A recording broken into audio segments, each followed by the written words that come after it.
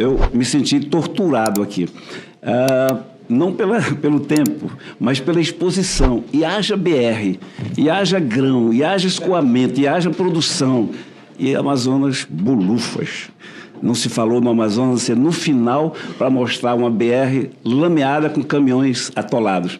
O que me remete à Covid, com conterrâneos sendo enterrados em vala comum e os caminhões com oxigênio atolados lá. Então, remete. Isso está na nossa memória, é um trauma que nós vamos levar a vida inteira. Entenda, ministro, o senhor é amigo nosso, mas a sua exposição foi uma tortura para esse representante do Amazonas. Sofri muito. Mas deixa eu tranquilizar o senhor, senador Plínio Valério. Primeiro, o Amazonas, eu queria, se puder projetar ali, Amazonas, o que foi feito antes e agora, para tranquilizar o senador Plínio.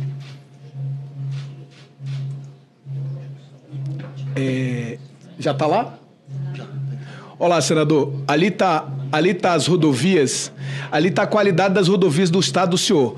De 2006 até 2023, eu quero incluir o meu primeiro ano, porque o estado do senhor não tinha nem contrato para manutenção de rodovia. Nem contrato tinha. Além disso, caíram as pontes lá no estado do senhor e ficaram caídas. Não foram reconstruídas no governo passado. Nós estamos reconstruindo. O senhor sabe bem as pontes que caíram lá. Olha o que aconteceu com a qualidade da sua rodovia de Temer, que foi presidente da República até do meu partido. Ele assumiu 16, 17, mas entregou com 60% de rodovias no Amazonas consideradas boas. Agora, olha o que fez o governo Bolsonaro. Caiu de 61 para 28 a qualidade da malha rodoviária no seu estado. E o ruim e péssimo subiu de 22 para 50. Ou seja, as rodovias estavam intrafegáveis, sem investimento. Em 23, sequer eu consegui reverter, para ser bem sincero, senador, porque não tinha contrato. Nós precisamos contratar as obras. Em 24, nós começamos a melhorar bastante. Então, como eu disse, obra é investimento. Por que melhorou? Subiu de 28, as rodovias consideradas boas, para 51. E o ruim ou péssimo caiu de 50 para 17, uma queda de 33 pontos percentuais. Aí eu vou mostrar o motivo no próximo gráfico. Próximo, por favor. Que apresenta aí o investimento. Não está lá, senador, mas está aqui. Isso aí é no norte do Brasil, nos outros estados. Só para deixar aqui claro, porque por que eu não detalhei por estado? Porque se já fui enfadonho... falando nacionalmente, se eu fosse detalhar por estado, não estou dizendo que o senhor se referiu a mim, eu é que me acho assim, eu acho que a apresentação é longa, porque o Ministério, ele é muito, um volume grande de investimento mesmo de problema. Mas veja o que aconteceu no Amapá. As rodovias caíram de 85 para 22 a qualidade, 27, melhor dizendo, e subiu de 27 para 99 os trechos pavimentados. Próximo estado do norte. O Acre. Olha o que estava sendo feito no Acre. O ruim e péssimo no Acre, a BR-364, estava com 72% e 13% de rodovias boas. No Acre, nós ampliamos. Volta lá, por favor. Nós ampliamos de 13 para 20 no primeiro ano, consideradas boas, e o ano passado fizemos o ponto de inflexão. Temos agora 42% bom e 35% ruim ou péssimo. No final desse ano, vamos para 60, 70, com obras pesadas de infraestrutura no Acre, especialmente da BR-364. O Acre é um estado, o senhor conhece bem, Marcos, que se a rodovia não funcionar, para o estado inteiro, que só tem ela. Só tem ela. Rondônia também é bem parecido. Tem mais um estado do norte. Pará.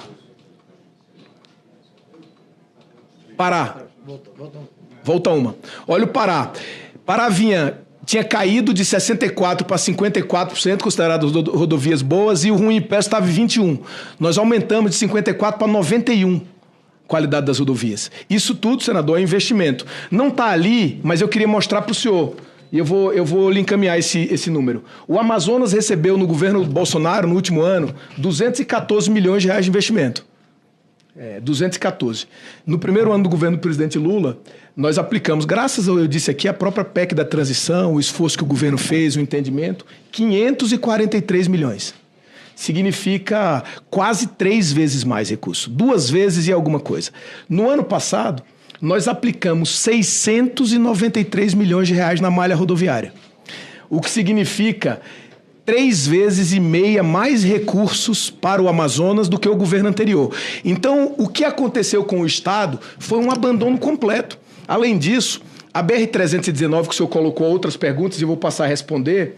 Primeiro, qual é o trabalho do Ministério com relação às ONGs? O Ministério trabalha contra ONG que consegue eliminar na Justiça. E mais, pela primeira vez nós suspendemos liminar de ONG. O Observatório do Clima, que o senhor deve conhecer, é uma das principais, teve pela primeira vez, por ação do Ministério dos Transportes, uma decisão liminar suspensa na segunda instância. A Justiça Federal lá deu a decisão, nós recorremos e suspendemos a decisão do Observatório do Clima. O Ministério dos Transportes, o senhor perguntou também, concorda com isso? Não concorda. Defende a rodovia, como disse na minha apresentação. Terceiro, como o Ministério dos Transportes julga necessário uma rodovia? Julga pelo critério de inclusão no Sistema Nacional Rodoviário. E, para isso, a lei determina que a gente faça um plano de viabilidade econômica para aquela rodovia. E a 319 já tem, é considerado viável. E eu queria dizer mais ao senhor. Eu defendo ela veementemente por onde caminho, dizendo o seguinte: não há nenhuma cidade do mundo como Manaus que tenha mais de 2 milhões de habitantes, no planeta inteiro, 2 milhões de habitantes sem acesso por asfalto. Manaus é a única cidade do mundo que tem mais de 2 milhões de habitantes e não tem acesso por asfalto. Só tem acesso por rios. Obviamente, lá é uma condição especial que todo mundo conhece. Só que agora, pelas mudanças climáticas, o senhor mesmo colocou na sua fala, os rios estão secando. As hidrovias nem estão na minha pasta, estão na pasta de portos e aeroportos. Mas o DENIT, que é o órgão que está aqui presente e é vinculado ao Ministério dos Transportes, é o órgão executor do Ministério de Portos e Aeroportos, faz as obras das hidrovias. E a gente entende que por isso e pelo que aconteceu na Covid, como o senhor falou, a redundância de modais, além da intermodalidade, como disse o presidente Marcos, a redundância de modais é fundamental, porque quando um cessa por algum motivo, por exemplo, uma catástrofe destrói uma rodovia, tem que ter a hidrovia. E o contrário também é verdadeiro, porque senão no momento como a Covid-19, que o estado do senhor viveu, eu me recordo que o senhor disse aí, eu queria me recordar que o gás chegou primeiro da Venezuela do que do Brasil lá. Chegou por quê? Porque tem conexão com a Venezuela e não tem com o Brasil. E oxigênio não se transporta com facilidade por avião, porque é inflamável, pode explodir a aeronave. Então, em momentos como esse, a gente observa a importância. E eu sou um grande defensor. Eu, o senhor, o senador Eduardo Braga e o senador Omar Aziz, que esteve há pouco aqui. E o presidente da República entende que a gente deve fazer. Vale dizer também, senador, que o Bloco C, o senhor conhece, onde nós começamos as obras agora, e eu estarei agora, no final das chuvas, no Amazonas, para observar o andamento da mobilização inicial, nós vamos pavimentar 50 quilômetros. O senhor conhece bem, tem quase 15 anos, são 50 quilômetros de um trecho de 400 que precisam ser pavimentados, mas é pouco. Mas duas coisas. Fazem 15 anos que não cai asfalto novo na 319. Não é mais um problema de governo, como o senhor coloca. O senhor até colocou assim, enquanto os presidentes da República não chamarem para si essa questão, que o problema é que o nosso arcabouço legal, ele não permite o presidente chamar para si sozinho. Por isso que o senador Confúcio está debruçado. E eu digo ao Senado Federal que olhe se, por exemplo, se desse a atribuição ao presidente da República para tomar algumas decisões, talvez fosse um avanço interessante. Mas fazendo uma avaliação, será que o Temer, o Bolsonaro, a Dilma antes, para nem citar o presidente Lula, não teria dado a licença se ele pudesse dar? Talvez tivesse dado. Então, eu acho que esse tema é super relevante, porque vários estados aqui presentes, eu queria colocar uma coisa como sintomática, Marcos, presidente. Veja que as questões são ambientais. A gente não tem mais questão de se o investimento está menor ou maior que o governo passado. Essa página acabou. Não tem esse debate mais. A apresentação deixa isso claro. Tanto do ponto de vista do recurso público, quanto do ponto de vista do privado. Então, assim... o senador Jaime, o senador Plínio, o Mato Grosso, praticamente todos debatem a questão ambiental. Por isso, senador, é que essa semana eu olhei a pauta do Senado Federal e há um projeto com chance, né, de ir à pauta. Exatamente esse. Que é um tema, o senhor relator, é um tema super relevante. Então, senador Plínio, vai melhorar mais o Amazonas. Vai melhorar mais. Nós vamos concluir as pontes que caíram, que estão em obra, né? Recentemente o DENIT fez até uma visita por lá. Nós vamos começar o Bloco C e se nós tivermos a licença da 319, será um marco histórico para o Estado. Será um marco histórico. E eu acho que a gente precisa trabalhar juntos. Por exemplo, as pontes do rio Curuçá caiu em 2022, né? Está em obra.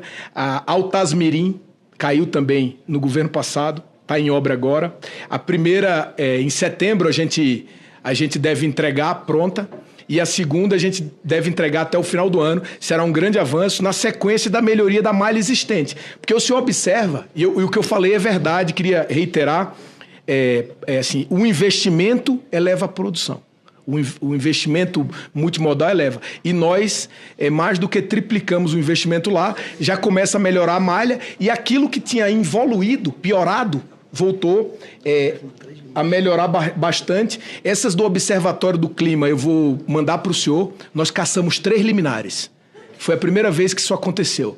Porque outra coisa que o senhor colocou aí, que tem ONGs e tal, e além disso tem outras pessoas, terceiros, mais fortes ainda do que ONGs, que usam ONGs para escamotear a sua participação na tentativa de não garantir o licenciamento. Então, assim, nós estamos no mesmo barco, eu tenho defendido muito ao presidente Lula isso, o presidente também, ele esteve lá no Amazonas e defendeu.